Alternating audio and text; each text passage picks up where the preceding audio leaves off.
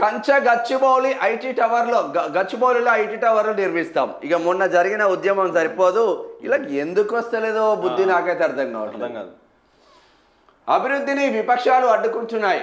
కాంగ్రెస్ వల్లే హైదరాబాద్కు ప్రపంచ ఖ్యాతి. ఏడొచ్చిందే కాంగ్రెస్ వాళ్ళ ఖ్యాతి. పీజీఆర్ ఫ్లైఓవర్ ప్రారంభోత్సవంలో సీఎం రేవంత్ హాయదరాబాద్కి ఖ్యాతి వచ్చిందంటే చంద్రబాబు హయాంలో వచ్చింది. ప్రతిపక్షాలు అవాస్తవాలను ప్రచారం చేస్తూ హైదరాబాద్ అభివృద్ధిని అడ్డుకుంటున్నాయంటూ సీఎం రేవంత్ రెడ్డి భాజపాలపై విమర్శలు గుప్పించారు.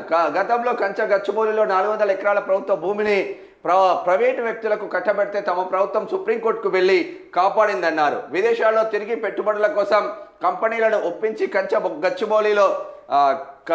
గచ్చిబౌలిలో ఐటీ టవర్ల నిర్మాణం మొదలు పెడితే ఆ పనులను ప్రతిపక్షాలు అడ్డుకున్నాయన్నారు. వీటన్నింటినీ ఎదుర్కొని ఐటీ టవర్ల నిర్మాణంలో 2 లక్షల మందికి ఉపాధి కల్పిస్తామన్నారు. గచ్చిబౌలి కూడలిలో దివంగత పి జనార్దన్ రెడ్డి ఫ్లైఓవర్ను శనివారం ప్రారంభించిండ్రు. సరే బాగానే ఉంది కానీ గచ్చిబౌలి భూములు ఎందుకు కావాలి రేవంత్ రెడ్డి గారు? అది హైదరాబాద్ సెంట్రల్ యూనివర్సిటీకి సంబంధించిన భూములు కదా. విద్యార్థులు వాళ్ళ ప్రాణాలను పణంగా పెట్టి భూములను కాపాడుకున్నారు కదా. మీ అయ్యే జాగిరా, కాంగ్రెస్ జాగిరా ఏమన్నా? ఏ భూములు లేవా? భూములను ప్రభుత్వ భూములను చెరబట్టి కబ్జాలు చేసుకుంటున్న ఈ రాజకీయ నాయకుల మీద ఎందుకో ఫోకస్ పెట్టట్లేదు.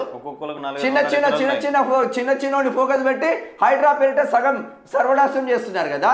మరి ఎందుకో రాజకీయ నాయకులు పెద్దగా కబ్జాలు పెట్టేటోటి ఎందుకో ఫోకస్ చేయట్లేదు. మళ్ళీ పెద్ద ఉద్యమం వస్తుంది దీంతో. ఓకే, ఇక ఫ్యూచర్ సిటీలో ఇంటిగ్రేటెడ్ స్పోర్ట్స్ కాంప్లెక్స్ సమీక్షలో సీఎం రేవంత్ రెడ్డి ఆదేశాలు. ఇక నిన్న అనిల్ కుమార్ యాదవ్, శ్రీధర్ బాబు, పట్నం మహేందర్ రెడ్డి, ఈ పట్నం వాళ్ళు ఏడా టీడీపీ ఉంటే టీడీపీ, టీఆర్ఎస్ ఉంటే టీఆర్ఎస్, కాంగ్రెస్ ఉంటే కాంగ్రెస్, బీజేపీ వస్తే బీజేపీ. అధికారం ఉండాలి వాళ్ళకి అంతేగా.